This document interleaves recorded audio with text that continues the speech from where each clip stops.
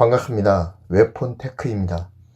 계속해서 K9에 대해서 살펴보는 시간을 갖겠습니다. 오늘 살펴보아야 될 내용은 K9의 개량에 관한 내용들입니다. 사실 K9이 지금까지도 인정받고 있는 세계 최고급의 자주포임에는 부정할 수가 없는 사실입니다.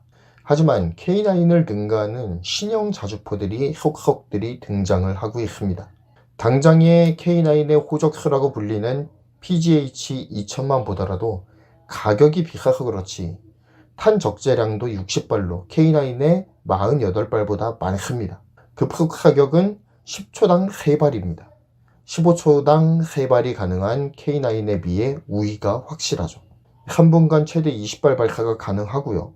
1시간 지속 사격 시 1분당 3발 발사가 가능합니다. 이 또한 K9의 경우에는 1시간 지속 사격 시에 분당 1발에서 2발 사이를 발사하고 있기 때문에 확실히 PGH 2000보다는 하위 스펙의 자주포라고 볼 수가 있습니다. 이렇듯 경쟁작도 문제이지만 향후 개발될 예정이거나 이미 개발이 완료가 돼서 실전 배치가 되고 있는 신형 자주포들이 속속들이 등장하고 있는 것도 K9의 개량 필요성을 역설하고 있는 상황입니다. 참고로 러시아 신형 자주포 2S35 칼리차 SV의 프로토타입 같은 경우에는 무인 포탑을 실현을 했고요. 그리고 쌍포신 자주포라는 특징을 가지고 있습니다. 물리적 한계를 고려한다면 분당 14에서 16발 발사가 가능하다고 합니다. 놀랍죠? 이는 2초마다 한 발씩 발사가 가능한 수준으로 현재까지 출시된 어떤 자주포보다 강력한 연사 성능을 가진다고 말할 수가 있겠습니다. 그리고 중국도 비록 춤추는 자주포 영상으로 유명해지기는 했지만 어찌되었든 신형 자주포를 공개를 했습니다. 물론 반동 제어에 처절하게 실패하면서 춤추는 자주포라는 불명예스러운 별명을 얻었고요. 성능도 베일에 쌓인 상황입니다. 하지만 중국 측의 주장으로는 PGH 2000급의 성능이라고 하니 우리나라에도 분명 위협적인 존재임은 부정하기가 어렵습니다. 주변국들이 이렇게 포병 전력 업그레이드를 추진하는 만큼 한국에서도 명품 자주포 K9의 개량 사업이 현재 추진 중에 있습니다. K9의 첫 개량 사업은 2013년 12월 제73회 방위사업 추진위원회에서 K9 자주포 성능 개량 사업이 가결이 되면서 드디어 그 첫 사업을 뜨게 되었습니다. 1차 개량의 결과물인 K9A1은 본래는 2019년에 실전 배치될 예정이었지만 1년여 앞당겨진 2018년 8월 22일 포천의 한 부대에 배치가 되기 시작을 했습니다. 이와 함께 K9A2 개량 사업에 대한 연구도 동시에 진행이 되고 있는 상황입니다. K9A1의 주요 개량 사항은 다음과 같습니다. 사격 통제 장치를 텍스트 기반의 도스 운영체제에서 그래픽 기반의 윈도우 운영체제로 변경하는 것과 항법 장치를 관성 항법 장치인 INS에서 위성 항법 장치인 GPS로 변경하는 것, 그리고 K9 조종수 편의 사양인 야간 연령상 전망경과 후방 감시 시스템을 장착을 합니다. 그리고 마지막으로 K9의 각종 전자장비를 작동하는 데 필요한 전력 소모의 충당을 위해서 보조 동력 장치를 탑재했습니다.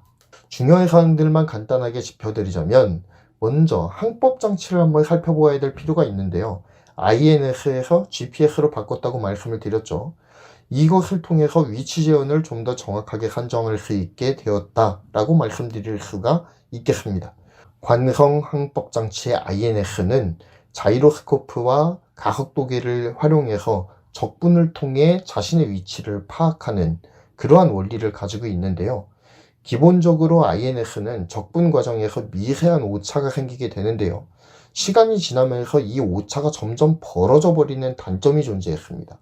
그래서 사격 지원을 산출할 시에 정확한 자신의 위치와 적의 위치를 계산해야 되는 상황에서 미세한 오차도 실제 탄착 지점에서는 큰 차이를 만들어내지 않습니까? 그런데 자신의 위치를 파악하는 항법 장치가 오차가 커버리면 정확도에서 크게 떨어질 수밖에 없겠죠. 그래서 K9에서는 GPS 수신기를 추가로 탑재를 해서 INS 방식에서 발생하는 오차를 GPS를 통해 보정하는 방식을 택해서 사격 재현 계산에 좀 더 정확도를 기할 수 있게 되었다라는 특징을 가집니다. 또한 각종 전자장비 작동에 소모되는 배터리 전력을 확충하기 위한 보조 동력 장치가 추가되었습니다. 기존 K9 원형은 전자장비 작동에 소모되는 배터리 전력 방전을 막기 위해서 수시로 엔진을 돌려서 배터리를 충전해야 했습니다. 하지만 이러한 방식은 엔진의 수명을 단축시키고 창정비 비용을 늘어나게 하는 등의 부작용이 있었습니다. 따라서 전자장비를 위한 배터리 전력 충당만을 담당하는 보조 동력 장치를 장착함을 통해서 엔진의 부담을 줄이고 배터리 방전 위험을 상쇄할 수 있게 되었습니다.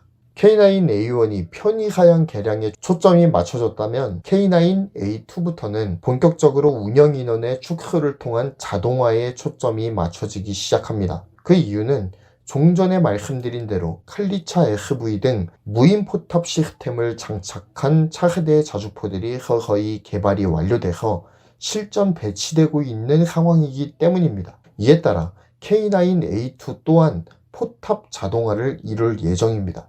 예정대로 무인 포탑 시스템이 개발이 된다면 현재 5명이 탑승하는 인원이 3명만 탑승하는 시스템으로 변모하게 돼서 운용 인원이 줄어들게 됩니다. 또한 무인 포탑이 적용되는 만큼 사격 속도도 비약적으로 늘어날 수가 있을 겁니다. K9 기반의 무인 포탑 체계는 위치 확인, 재원 계산, 방열, 성탄 및 장전, 신관 장입과 사격까지 거의 모든 과정이 자동화된 무인 포탑 시스템으로 구성이 됩니다. K9의 차대나 기동체계를 그대로 사용하되 탄약 장전 장치의 구조를 완벽하게 바꿨습니다. PGH-2000과 같이 둔감 장약을 적용을 하고요. 장약 장전을 자동화시켜서 현재 3분간 최대 발사 속도 6에서 8발인데 이것을 10에서 12발까지 끌어올리는 것을 목표로 삼고 있습니다. 발사 속도의 향상을 위해서 수랭식 포열 및 약실도 도입할 예정입니다. 이 외에도 지속 사격 능력 확보를 위한 강선 네마모 코팅, 도금 기술, 그리고 둔감 장약 기술, 주태력 최소화를 위한 연식 주태 기술 등이 적용이 되죠. 포탑 원격 제어 및 사격 지휘 체계의 자동화도 고려해서 개발을 진행 중이고요. 2027년에 실전 배치를 목표로 두고 있습니다. K9 개량의 종착점은 어디일까요?